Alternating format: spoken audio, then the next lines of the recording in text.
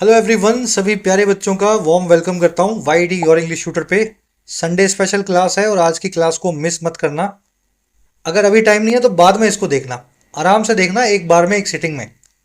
आज की क्लास का ऑब्जेक्टिव ये है कि अगर आप 20 घंटे खुद से स्टडी करें, रीडिंग करें और जो आप सीखें आपको आधे घंटे में 45-50 मिनट्स में इस क्लास में सिखा दिया जाए। जितने भी सिंपल सेंटेंसेस अंग्रेजी में, सिंपल सेंटेंस का मतलब क्या है? जिसमें एक सब्जेक्ट हो और एक वर्ब हो, यानी सिर्फ एक क्लोज हो।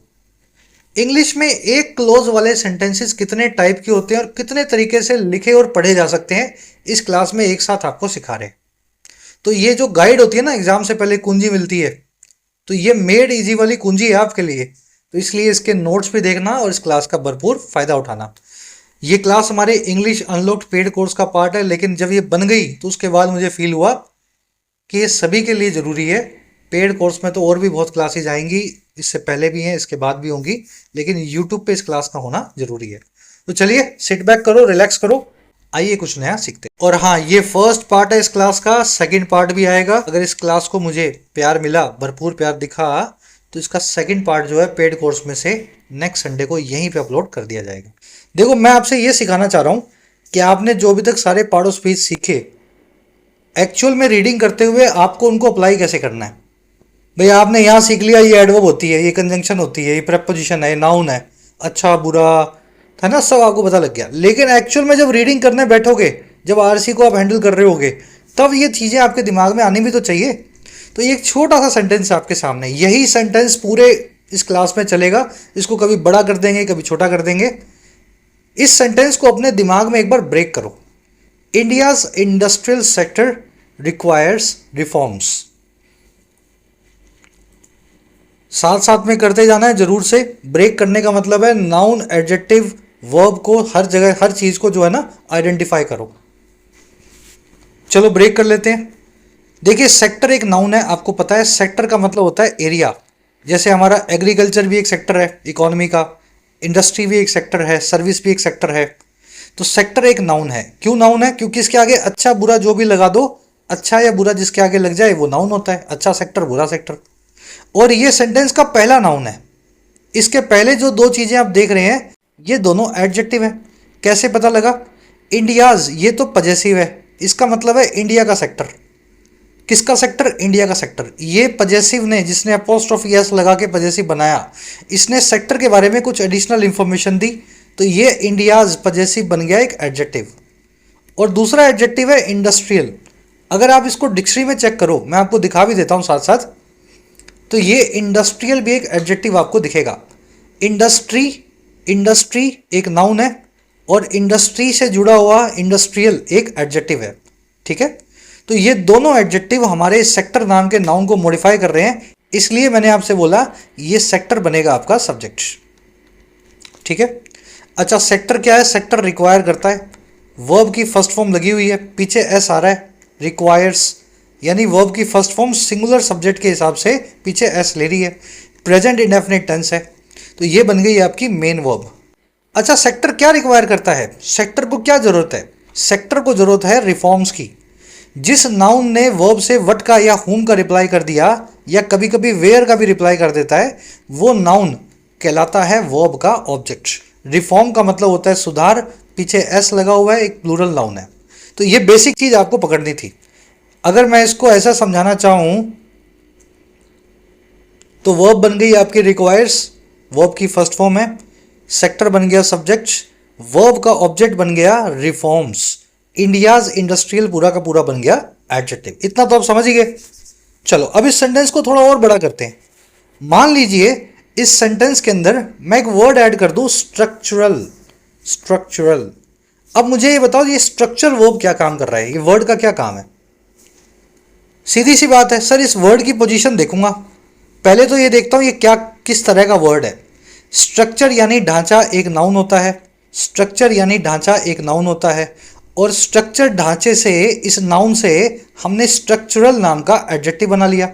तो मतलब ये पता लग गया मुझे ये एडजेक्टिव है। देख रहे हो नीचे स्ट्रक्चरल, दिखाता हूं आपको। स्ट्रक्चरल, स्ट्रक्चरल का मतलब है ढांचे से मिलता जुलता है, ढांचे से जुड़ा हुआ। ये एडजेक्टिव है और आ रहा है एक नाउन के बाजू में, तो सिंपल सी बात है सर, ये वर्ब के ऑब्जेक्ट को मॉडिफाई कर रहा है। वही चीजें जो आपने पहले सीखी थी, अब ये प्रैक्टिकल सेंटेंस के अंदर अपने देख रहे हैं, ये सेंटेंस अभी बड़ा होता जाएगा, है ना। तो स्ट्रक्चरल एक एडजेक्टिव है, इस नाउन के बारे में एडिशनल इंफॉर्मेशन दे रहा है। क्लियर है मामला इतना? बढ़े आगे। चल, अब मैं इसमें एक सेंटेंस, एक वर्ड और ऐड करता हूं। वो वर्ड है अर्जेंटली। क्या काम कर रहा है भाई ये? देखो पीछे एल वाई लगा हुआ है। अर्जेंट का मतलब होता है जरूरी, अर्जेंटली यानी जो खास जरूरत में जरूरी हो। अर्जेंट क्या होता है? जो आपको हाथों हाथ चाहिए हो। पीछे एल वाई एक एडजेक्टिव के लग जाए तो मोस्ट प्रोबेबली वो एक एडवर्ब ही होगा। डिक्शनरी में चेक कर लेते हैं, जब भी कोई काम आप अर्जेंटली करते हैं, बहुत अर्जेंसी के साथ करते हैं। तो इसका मतलब ये अर्जेंटली वर्ब के बारे में हाउ की बात कर रहा है। कैसे रिक्वायर्ड है? बहुत जल्दी रिक्वायर्ड है, अर्जेंटली रिक्वायर्ड है। तो ये बन गया वर्ब के लिए एडवर्ब। अब इसी में ऐड करते जाएंगे, एक और वर्ड ऐड कर रहा हूं इसमें। अगला जो वर्ड ऐड किया वो हमने है डीपली, और ये कहाँ किया? स्ट्रक्चरल से पहले। सेंटेंस वही है, India's industrial sector urgently requires deeply structural reforms. Again पीछे एल वाई आ रहा है डीप नाम के एडजेक्टिव के आगे। डीप का मतलब होता है गहरा। गहरा क्या? गहरा कुआं, गहरी खाई, जिसके आगे क्या लग जाए वो एडजेक्टिव, और एडजेक्टिव के आगे एल वाई लग जाए तो बन गया एडवर्ब। अब ये एडवर्ब काम क्या कर रही है? हमें ऐसे स्ट्रक्चरल रिफॉर्म्स चाहिए इंडस्ट्रियल सेक्टर के लिए जो स्ट्रक्चरल ना हो बल्कि डीपली स्ट्रक्चरल हो। यानी ये एडवर्ब एक एडजेक्टिव को मॉडिफाई कर रही है, और यही काम होता है एडवर्ब का। या तो वो किसी वर्ब से व्हाट का, वेयर का, वाई का, हाउ का रिप्लाई कर देती है, या फिर किसी एडजेक्टिव या एडवर्ब के आगे आकर के उसकी इंटेंसिटी को बढ़ा देती है। स्ट्रक्चरल रिफॉर्म्स बहुत डीप होने चाहिए, डीपली स्ट्रक्चरल रिफॉर्म्स। चलो यहीं पे क्वेश्चन बन जाते हैं आपके। ये डीपली के आगे से एलवाई निकाल दूं, डीप स्ट्रक्चरल रिफॉर्म्स लिख दूं, तो मामला जो है खराब हो जाएगा। एडजेक्टिव को एडजेक्टिव से मॉडिफाई कर दोगे। चलो अब इसी सेंटेंस को आगे बढ़ाते हैं। देखिए यूट्यूब पे तो अपनी क्लासेस आ ही रही हैं। इन क्लासेस के साथ साथ अगर स्ट्रक्चर्ड वे में आप अपने एग्जाम की प्रिपरेशन करना चाहो तो मेरी गाइडेंस में आप कर सकते हैं। ऐप के ऊपर YT your English tutor app, आपकी अपनी ऐप, कमेंट सेक्शन में इसका लिंक दिया गया है। English unlocked course full fledged चल रहा है। 10 दिन पहले कोर्स लॉन्च हुआ है। 2025 और 26 का हर एग्जाम का इंग्लिश का पोर्शन इस कोर्स में कवर्ड है। बिल्कुल बेसिक ग्रामर से चलेंगे और आगे बढ़ते हुए रीडिंग तक, कॉम्प्रीहेंशन तक, वोकैब तक, और एग्जाम के रेलिवेंट जितने भी क्वेश्चंस होते हैं 125-150 घंटे के इस कोर्स के अंदर सब चीज़ें कवर्ड हो जाएंगी। फायदा ले सकते हैं इस कोर्स का। कोर्स अभी लॉन्च हुआ है। यूज़ करें कूपन अनलॉक्ड को, ताकि आपको कम फी के अंदर कोर्स मिल सके। इसी के साथ में ऐप पे आपको मिलेगा हमारा सुपर हिट राइटिंग का कोर्स। इस कोर्स में आपको लिखना सिखाया जाता है 50 घंटे में। सिर्फ काम की बात होती है 50 से 60 घंटे के अंदर किसी भी एग्जाम का राइटिंग का पोर्शन, डिस्क्रिप्टिव का पोर्शन आप यहाँ पे कवर कर सकते हैं। इस कोर्स के साथ साथ आपको मिशन यूपीएससी कोर्स मिलेगा। सिविल सेवाओं के लिए अगर आप माइग्रेशन करना चाहें हिंदी से इंग्लिश में, ऐसे राइटिंग के लिए, प्रेसी के लिए, सीसेट के लिए, तो इस कोर्स की मदद से आप खुद को माइग्रेट कर सकते हैं टू इंग्लिश लैंग्वेज। कोई भी क्वेरी हो ऐप से रिलेटेड, ये नंबर है व्हाट्सएप का, इस नंबर पे आप टीम से बात कर सकते हैं। ऐप का लिंक कमेंट सेक्शन में गिवन है। अब नया अपने जो है ना इसमें एक एडिशन करेंगे। अब अपने प्रेपोजिशन और उनके ऑब्जेक्ट्स को, जिसको बोलते हैं प्रेपोजिशनल फ्रेज, अपने इस सेंटेंस में जोड़ेंगे। सेंटेंस अभी भी वही रख रहा हूं ताकि आप चीजों को कनेक्ट कर पाएं। सेंटेंस है India's industrial sector with immense potential requires structural reforms. India का जो ये सेक्टर है जो इमेंस पोटेंशियल वाला है। पोटेंशियल का मतलब होता है संभावना, इमेंस का मतलब होता है बहुत बड़ी, बहुत बिग। कह रहे बड़ी संभावना वाला सेक्टर जो है वो रिक्वायर करता है इस तरह के सुधारों को। अगेन वर्ब अपनी रिक्वायर है, सब्जेक्ट अपना सेक्टर है। Sector requires what? Sector requires reforms. Reforms बन गया इस वर्ब का ऑब्जेक्ट। रिफॉर्म्स कैसे हैं? रिफॉर्म्स हैं स्ट्रक्चरल। इस रिफॉर्म के बारे में स्ट्रक्चर बन गया एडजेक्टिव। और सेक्टर कैसा है? सेक्टर है भारत का इंडस्ट्रियल सेक्टर। ये पूरा बन गया एडजेक्टिवल फ्रेज। अब बात ये है कि जी बीच में विद इमेंस पोटेंशियल, ये क्या कर रहा है? देखिए विद है एक प्रेपोजिशन। विद का मतलब होता है साथ में। पोटेंशियल है एक नाउन। नाउन का मतलब जिसके आगे आप अच्छा या बुरा लगा सकें। पोटेंशियल का मतलब होता है संभावना। मैं आपको दिखा देता हूं डिक्शनरी में, साथ साथ देखो। जो चीज समझ में ना आए उसको हाथों हाथ देखो। पोटेंशियल एक एडजेक्टिव है, पोटेंशियल एक नाउन भी है। नाउन फॉर्म में पोटेंशियल का मतलब होता है inherent capacity for becoming something. जैसे आप में पोटेंशियल है देश का प्रधानमंत्री बनने की, तो एक आप में संभावना है, कैपेबिलिटी है ना। इलेक्ट्रिक चार्ज को भी पोटेंशियल बोलते हैं। एडजेक्टिव फॉर्म में पोटेंशियल का मतलब होता है पॉसिबिलिटी, जिस चीज़ की कोई संभावना हो। जैसे पोटेंशियल प्रॉब्लम मतलब ऐसी प्रॉब्लम जिसकी संभावना है आगे चल करके वो आ सकती है। तो यहाँ पे एडजेक्टिव वाला मीनिंग नहीं चलेगा, यहाँ नाउन वाला चलेगा, क्योंकि विद प्रेपोजिशन को एक ऑब्जेक्ट चाहिए और ऑब्जेक्ट इसका सिर्फ बन सकता है नाउन। इमेंस जो है ये एडजेक्टिव ही होता है, इसको आप सर्च कर लो। इमेंस का मतलब है बहुत बड़ा, vast, usually great in size. तो नाउन बनने के लिए आपको पोटेंशियल ही मिलेगा, इसलिए इसका एडजेक्टिव वाला मीनिंग नहीं लेंगे। तो ये विद प्रेपोजिशन से जुड़ गया। पर मेरा सवाल ये है, ये पूरा फ्रेज आर्टिकल में क्या काम कर रहा है? देखो ये जो पूरा फ्रेज है ना, ये है खुद ही एडजेक्टिवल फ्रेज। बना किससे है? बना है एक प्रेपोजिशन से और उसके ऑब्जेक्ट से। ऑब्जेक्ट ने एक एडजेक्टिव भी ले रखा अपना, लेकिन ये पूरा फ्रेज मिल करके सेक्टर के बारे में कोई एडिशनल इंफॉर्मेशन देने की कोशिश कर रहा है। सेक्टर कैसा? सेक्टर वो वाला जिसमें इमेंस पोटेंशियल है, ऐसा वैसा सेक्टर नहीं, वो सेक्टर जिसमें बहुत बड़ी संभावनाएं हैं। तो ये कहलाता है प्रेपोजिशनल एडजेक्टिवल फ्रेज, जो एक नाउन को मॉडिफाई कर रहा हो। ये सीखना बहुत जरूरी है, इससे आप चीजों को कनेक्ट कर पाओगे, नहीं तो आप समझ नहीं पाओगे ये पोटेंशियल किसकी है। सर ये सेक्टर की है, या रिक्वायर्ड वर्ब के लिए कुछ लिखा हुआ है, या इंडस्ट्री की बात हो रही है। ये प्रेपोजिशनल फ्रेजेस अक्सर उस नाउन के बाद में लिखे जाते हैं जिसको वो मॉडिफाई कर रहे होते हैं अलग से। चलो अब इसी सेंटेंस को थोड़ा सा और चेंज करते हैं। मैं बीच में विद इमेंस पोटेंशियल की जगह लिख देता हूं अंडर हैवी स्क्रूटनी। सेंटेंस वैसा का वैसा है, रिक्वायर वर्ब है, सेक्टर सब्जेक्ट है, रिफॉर्म्स वर्ब का ऑब्जेक्ट है। रिफॉर्म्स स्ट्रक्चरल है, ये एडजेक्टिव बनेगा, और सेक्टर इंडिया का इंडस्ट्रियल है, ये भी एडजेक्टिव बनेगा। बीच में लिखा हुआ है अंडर हैवी स्क्रूटनी। स्क्रूटनी का मतलब होता है जांच या इन्वेस्टिगेशन। अंडर का मतलब होता है नीचे, हैवी का मतलब होता है भारी। भारी क्या? भारी सामान, भारी मजबूरी, भारी रिस्पॉन्सिबिलिटी। तो भारी तो बन गया एक एडजेक्टिव, क्योंकि ये क्या का पूछ रहा है अपने बाद, है ना, अपने नाउन लेने की कोशिश कर रहा है। स्क्रूटनी यानी जांच, अच्छी जांच, बुरी जांच। स्क्रूटनी एक इन्वेस्टिगेशन है, एक नाउन है, अगर आप इसको चेक करेंगे तो एग्जामिनेशन या इन्वेस्टिगेशन। तो ये अंडर यानी प्रेपोजिशन का ऑब्जेक्ट बन गया स्क्रूटनी नाम का नाउन। ध्यान देना इसी चीज पे। इस बात को, कंफ्यूजन को दूर करने में लोगों की कई साल निकल जाते हैं प्रेपरेशन में, कि सर प्रेपोजिशन के बाद में रखा हुआ वर्ड ही उसका ऑब्जेक्ट होता है क्या? नहीं होता। अगर वो वर्ड नाउन ना हो और खुद ही एडजेक्टिव हो, तो फिर उसके बाद में रखा हुआ नाउन जो है वो प्रेपोजिशन का ऑब्जेक्ट होता है। इस हैवी के बाद में कुछ और भी आ सकता था, लास्ट में जो नाउन रह जाएगा वही प्रेपोजिशन का ऑब्जेक्ट होगा। तो अंडर स्क्रूटनी यानी जांच के तले, और हैवी स्क्रूटनी यानी भारी जांच के तले। अब ये पूरा फ्रेज क्या काम कर रहा है, यही समझना है आपको। ये सेक्टर के बाजू में लिखा हुआ है, सर सेक्टर के बारे में बता रहा है, वो वाला इंडस्ट्रियल सेक्टर जो स्क्रूटनी के तले है, जिसमें जांच का काम चल रहा है, जिसपे शक के बादल हैं, है ना, जिसमें कुछ जांच चल रही है। तो इस तरीके से प्रेपोजिशनल फ्रेज, प्रेपोजिशन उसके ऑब्जेक्ट से बना हुआ, लेकिन नाउन के बाजू में एडजेक्टिव का काम करता हुआ। अब एक सेंटेंस और इसी का मैं जो है ना एडिशनल फॉर्म बना रहा हूं, मैंने लास्ट में ऐड कर दिया विद लॉन्ग टर्म बेनिफिट्स। ऐसे सेंटेंस मिलेंगे आपको। अभी देखो सेंटेंस बड़ा हो गया है, ब्रेक करना सबसे पहले इसको। अगेन वर्ब वही है, सब्जेक्ट वही है, वर्ब का ऑब्जेक्ट वही है, ये ऊपर भी एडजेक्टिव है और ये यहां भी एडजेक्टिव है। अंडर हैवी स्क्रूटनी आप देख चुके हैं, सेक्टर के बारे में बता रहा था, वो सेक्टर जो स्क्रूटनी के तले है, प्रेपोजिशन और उसके ऑब्जेक्ट से बना है। लेकिन ये विद लॉन्ग टर्म बेनिफिट्स, ये पूरा का पूरा क्या काम करेगा? देखिए विद का मतलब है साथ, लॉन्ग टर्म का मतलब है लंबे वक्त तक, बेनिफिट का मतलब है फायदा। बेनिफिट एक नाउन है, विद प्रेपोजिशन का ऑब्जेक्ट है। और ये पूरा फ्रेज रिफॉर्म्स के बारे में कुछ बता रहा है। कैसे रिफॉर्म्स करने हैं? वैसे रिफॉर्म्स करने हैं जिसके लॉन्ग टर्म बेनिफिट्स हो।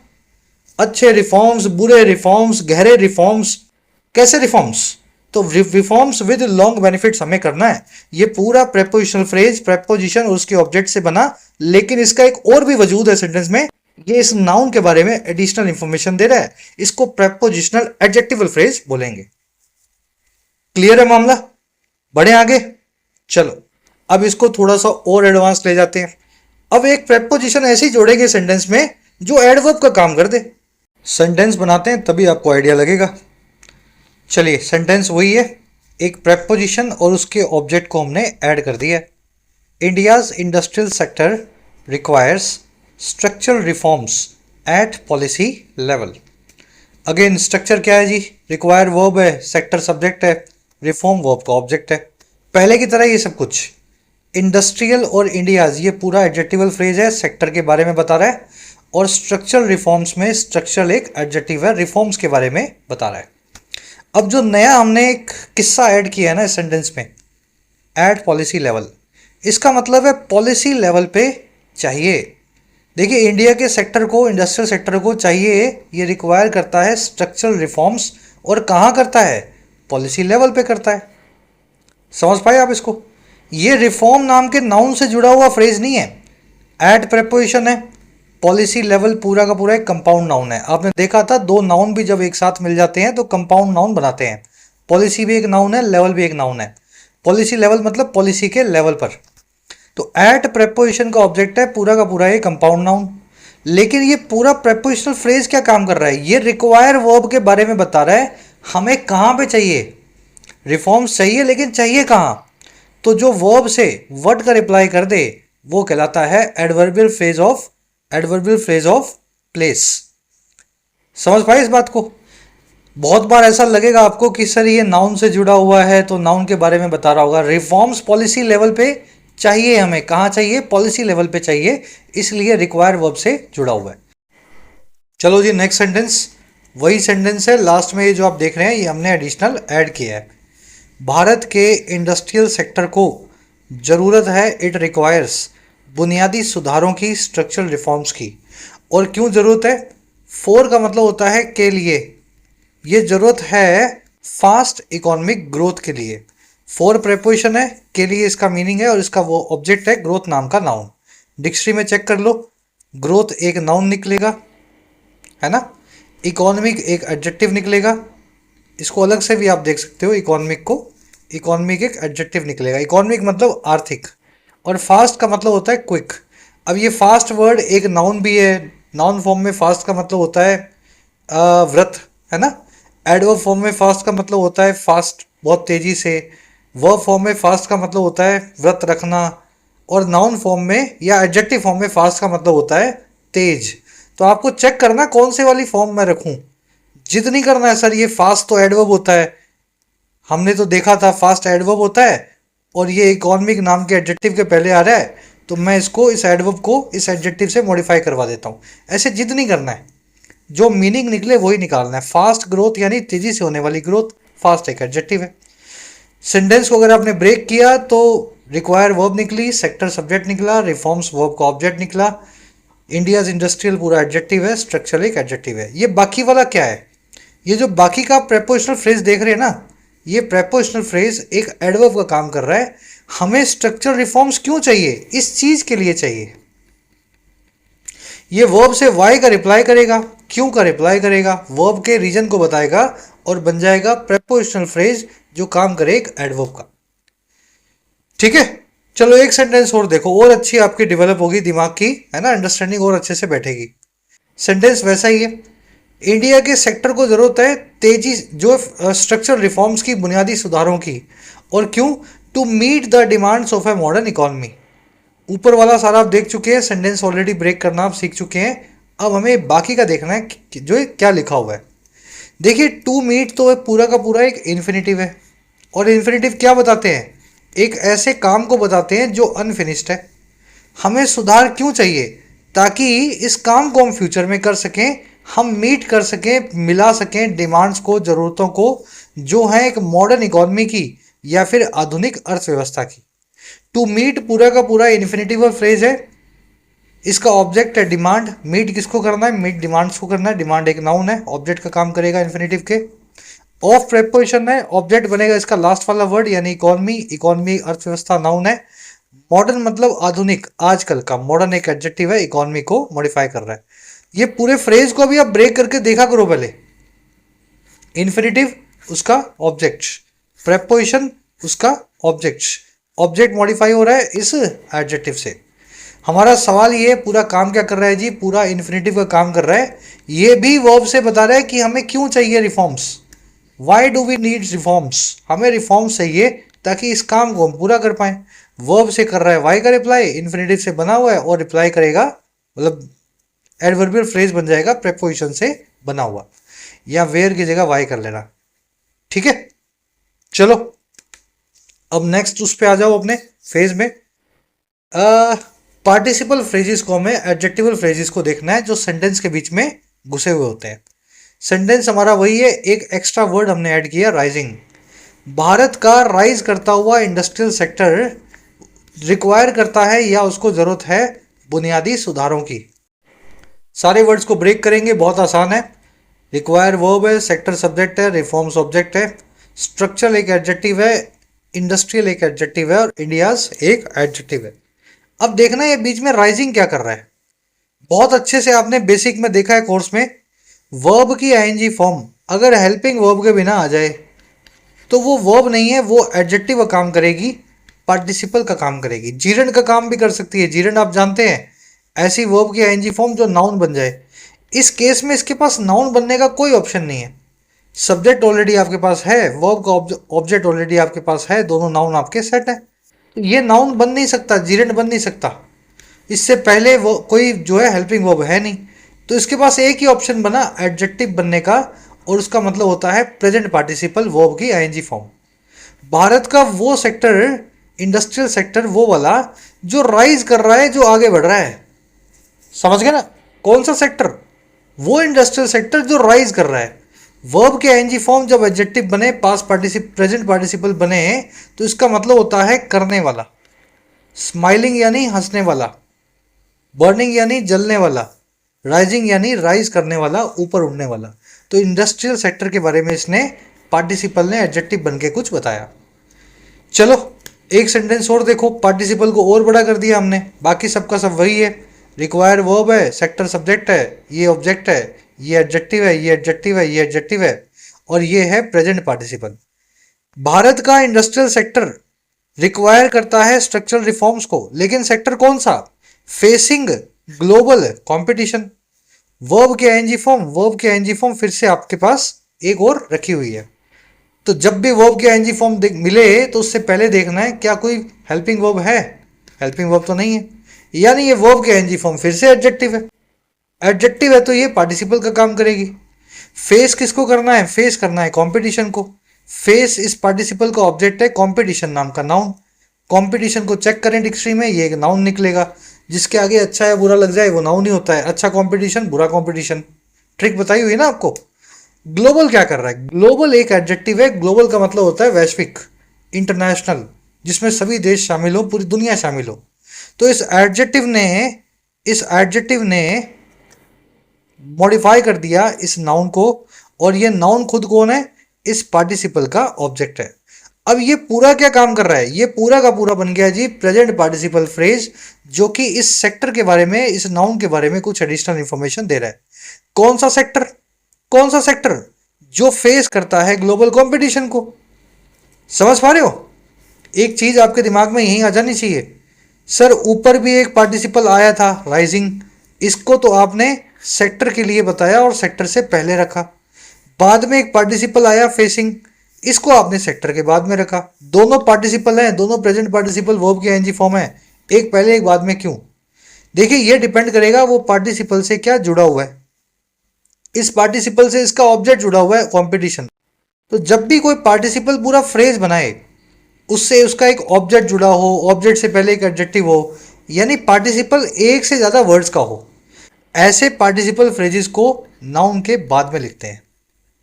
और अगर पार्टिसिपल बेचारा अकेला हो, वर्ब के आईएनजी फॉर्म से बना हो, ना कोई ऑब्जेक्ट हो, ना कुछ लेना ना कुछ देना, तो उसको नाउन के पहले लिखते हैं। समझ पा रहे हो? चलिए, तो ये पार्टिसिपल फ्रेज हमेशा नाउन के बाद में आते हैं, क्योंकि इनमें एक से ज्यादा वर्ड्स होते हैं। चलो जी नेक्स्ट सेंटेंस। पूरा सेंटेंस वही है पिछले वाला यहां तक, और लास्ट में हमने ये जो डार्क में लिखा हुआ है ये ऐड कर दिया। पिछला वाला आप देख चुके हैं। वर्ब जो है रिक्वायर्स है, सेक्टर सब्जेक्ट है, रिफॉर्म्स वर्ब का ऑब्जेक्ट है, स्ट्रक्चरल एक एडजेक्टिव है, इंडस्ट्रियल भी एक एडजेक्टिव है, इंडियाज भी एक एडजेक्टिव है। ये सारे एडजेक्टिव सेक्टर को मॉडिफाई कर रहे हैं दोनों। बीच में राइजिंग है, प्रेजेंट पार्टिसिपल, ये वो सेक्टर है जो राइज कर रहा है। और सेक्टर और भी है एक और तरीके का भी, जो फेस कर रहा है ग्लोबल कंपटीशन को। ये पूरा भी प्रेजेंट पार्टिसिपल फ्रेज है जो सेक्टर के लिए आया, लेकिन उसके बाद में रखा गया है। लास्ट में जो आप देख रहे हैं ना, ये है पास्ट पार्टिसिपल फ्रेज। ये वर्ब की थर्ड फॉर्म से बन रहा है, और वर्ब की थर्ड फॉर्म हेल्पिंग वर्ब के बिना कभी नहीं आती। अगर वो आई है फिर भी तो वो वर्ब है ही नहीं। जैसे मैंने बताया था, वर्ब की आईएनजी फॉर्म हेल्पिंग वर्ब के बिना नहीं आती, वर्ब की थर्ड फॉर्म भी नहीं आती। अगर ये वर्ब की थर्ड फॉर्म है और बिना हेल्पिंग वर्ब के है तो भाई साहब ये वर्ब नहीं है, ये एडजेक्टिव है। अगर ये आईएनजी फॉर्म होता तो प्रेजेंट पार्टिसिपल, थर्ड फॉर्म है तो पास्ट पार्टिसिपल। और काम क्या करेगा, अपने पास में रखे हुए नाउन्स के बारे में कुछ बताएगा। ये वो रिफॉर्म्स हैं जो बैक्ड बाय हैं, जिनको सपोर्ट या बैक किया गया है या किया जाएगा साउंड गवर्नेंस के सहारे, मजबूत प्रशासन के सहारे। समझ पा रहे हो? बैक्ड तो यहाँ पे पास्ट पार्टिसिपल फ्रेज है, पास्ट पार्टिसिपल है पूरा का पूरा, बाय प्रेपोजिशन है, ऑब्जेक्ट है इसका गवर्नेंस। बाय का मतलब होता है द्वारा। बैक किसके द्वारा होंगे? गवर्नेंस के द्वारा होंगे। गवर्नेंस एक नाउन है, इसको डिक्शनरी में चेक करें। गवर्नेंस का मतलब होता है प्रशासन, एडमिनिस्ट्रेशन, है ना, प्रशासन। ठीक है। और जो साउंड है ये भी एक एडजेक्टिव है। साउंड का मतलब होता है मजबूत। देखो साउंड एक नाउन भी है, साउंड का नाउन फॉर्म में मतलब होता है आवाज। एडजेक्टिव फॉर्म में साउंड का मतलब होता है मजबूत, secure, safe, in good condition. समझ पा रहे हो? तो यहाँ पे अगर आप नाउन इसको बनाओगे तो एडजेक्टिव वाला काम नहीं करेगा और अजीब सा मीनिंग देगा। आवाज वाली गवर्नेंस, आवाज वाली गवर्नेंस कौन सी होती है? होती है क्या कोई? नहीं होती ना। तो यहाँ पे साउंड को आपको एडजेक्टिव फॉर्म में समझना पड़ेगा। गवर्नेंस वो जो मजबूत हो। ठीक है। तो कभी कभी एक वर्ड के एक से ज़्यादा मीनिंग होते हैं, पार्ट ऑफ स्पीच होते हैं, तो आप चेक किया करो किसका जरूरत है, मीनिंग किसका निकल रहा है। तो बाय प्रेपोजिशन का ऑब्जेक्ट है गवर्नेंस, गवर्नेंस के लिए एडजेक्टिव है साउंड, बैक्ड यहाँ पे वर्ब की थर्ड फॉर्म, ये कहलाएगा पास्ट पार्टिसिपल। ये पूरा बनेगा पास्ट पार्टिसिपल फ्रेज, और ये लगाया गया रिफॉर्म्स नाम के नाउन के लिए। वो रिफॉर्म्स जो कि सपोर्टेड या बैक्ड है साउंड गवर्नेंस के सहारे। चलो ये आपने एडजेक्टिव देख लिए। लास्ट में एक छोटा सा पार्ट बचा है इसका, अपोजिटिव। नाम पे मत जाना, इसका काम समझना। इसको आपने बहुत बार देखा है, बहुत सारे सेंटेंसेस में देखोगे। इसी सेंटेंस में हमने ऐड कर दिया, India's industrial sector, the backbone of the manufacturing economy, requires structural reforms. Bharat का जो इंडस्ट्रियल सेक्टर है उसको ज़रूरत है बुनियादी सुधारों की। बीच में क्या लिखा हुआ है? देखो एक कॉमा यहाँ लगना चाहिए था, जो लगा नहीं, रह गया, लगा लेना। एक कॉमा यहाँ लगा हुआ है। दोनों कॉमास के बीच में एक फ्रेज आपने रखा हुआ है। फ्रेज का मतलब होता है एक से ज़्यादा वर्ड से बना हुआ कोई स्ट्रक्चर, जिसमें सब्जेक्ट वर्ब अलग से ना हो लेकिन एक से ज़्यादा वर्ड्स हो। वर्ड्स तो यहाँ पे बहुत सारे हैं, तो फ्रेज बनेगा। देखिए बैकबोन होता है रीढ़ की हड्डी, ऑफ का मतलब है का, मैन्युफैक्चरिंग इकोनॉमी यानी भारत की वो इकोनॉमी जो मैन्युफैक्चरिंग से रिलेटेड है। ऑफ प्रेपोजिशन का ऑब्जेक्ट है मैन्युफैक्चरिंग इकोनॉमी। मैं समझाना ये चाह रहा हूँ, ये जो बीच में रखा है ना तो इसमें कोई पार्टिसिपल दिख रहा है आपको वर्ब के आईएनजी फॉर्म, ना इसमें वर्ब की कोई थर्ड फॉर्म दिख रही है, ना इसमें कोई प्रेपोजिशन और उसका ऑब्जेक्ट दिख रहा है। वो अलग से आएगा यहाँ पे लेकिन पूरे में नहीं है। ऐसे फ्रेजेस को अंग्रेजी में बोलते हैं अपोजिटिव फ्रेज। और ये क्या करता है, ये बिना किसी वर्ब की थर्ड फॉर्म या वर्ब के आईएनजी फॉर्म के अपने पहले रखे हुए नाउन के बारे में कुछ अलग से बता देता है। भारत का वो इंडस्ट्रियल सेक्टर कौन सा वाला, जो कि बैकबोन है, जो कि रीढ़ की हड्डी है हमारी मैन्युफैक्चरिंग इकोनॉमी का। समझ पा रहे हो? कोई वर्ब की थर्ड फॉर्म नहीं लगाई, कोई पार्टिसिपल फ्रेज नहीं है। ये एक्चुअल में कहलाता है अपोजिटिव फ्रेज। ये सीधे किसी नाउन से, एडजेक्टिव से शुरू होगा और पहले रखे हुए नाउन के बारे में कुछ एडिशनल इंफॉर्मेशन दे देगा। ब्रेक किया पूरा सेंटेंस तो रिक्वायर निकली आपकी वर्ब, है ना। सेक्टर निकला सब्जेक्ट, रिफॉर्म्स निकला वर्ब का ऑब्जेक्ट, स्ट्रक्चरल एक एडजेक्टिव है, ये पूरा एक एडजेक्टिव है। और ये जो बीच में आप देख रहे हैं ये पूरा अपोजिटिव फ्रेज है, जो कि सेक्टर नाम के नाउन के बारे में एडिशनल इंफॉर्मेशन दे रहा है। और दिखाता हूं आपको अपोजिटिव फ्रेजेस, बहुत मिलेंगे आपको अपनी उसमें ना रीडिंग में। यही सेंटेंस है, India's industrial sector, the backbone of the manufacturing economy and a source of mass employment, requires structural reforms. बाकी सब कुछ वैसा ही है जो पहले आपने देखा था। कहना ये चाह रहा है कि भारत का जो इंडस्ट्रियल सेक्टर है, जो कि बैकबोन है हमारी मैन्युफैक्चरिंग इकोनॉमी का। अच्छा, और ये इतना ही नहीं है, साथ ही साथ वो ये भी है, ये एक सोर्स भी है या जरिया भी है मास एम्प्लॉयमेंट का, बहुत बड़े स्केल पे रोजगार का। सारे वर्ड्स का मीनिंग देखो, देखो ये ऊपर वाला तो आप देख ही चुके हो, बैकबोन एक नाउन था, इसको अपने नाउन इन अपोजिटिव फ्रेज बोल देते हैं। ये नाउन ना किसी का सब्जेक्ट है ना किसी का ऑब्जेक्ट है, ये एडजेक्टिव का काम कर रहा है, पहले आए हुए नाउन के बारे में कुछ एडिशनल इंफॉर्मेशन दे रहा है। वैसे ही यहाँ पे एंड कंजंक्शन लगी और वही सिलसिला अभी भी जारी है। एक और अपोजिटिव फ्रेज आपको मिला जिसमें सोर्स भी एक नाउन था। सोर्स का मतलब होता है स्रोत, जहाँ से कोई चीज़ निकलती है, जैसे नदियाँ निकलती हैं पहाड़ों से, समंदर निकलता है नदियों से। सोर्स जहाँ से कोई चीज़ निकलती है, एक नाउन है। ऑफ प्रेपोजिशन है, प्रेपोजिशन को एक ऑब्जेक्ट चाहिए, ऑब्जेक्ट बनेगा एम्प्लॉयमेंट। एम्प्लॉय किसी को एम्प्लॉय करना वर्ब फॉर्म में, एम्प्लॉयमेंट यानी रोजगार नाउन फॉर्म में। ठीक है, तो ये बन जाएगा ऑफ प्रेपोजिशन का ऑब्जेक्ट। मास का मतलब होता है बहुत बड़े स्केल पे जिसमें काफ़ी सारे लोग शामिल हो। मास एक नाउन भी है, नाउन फॉर्म में। मास का मतलब आप समझते हैं किसी चीज़ का द्रव्यमान, मास समझते हो ना, E is equal to mc²। Einstein के इक्वेशन में आपने समझा होगा, मास, एनर्जी, वेलोसिटी।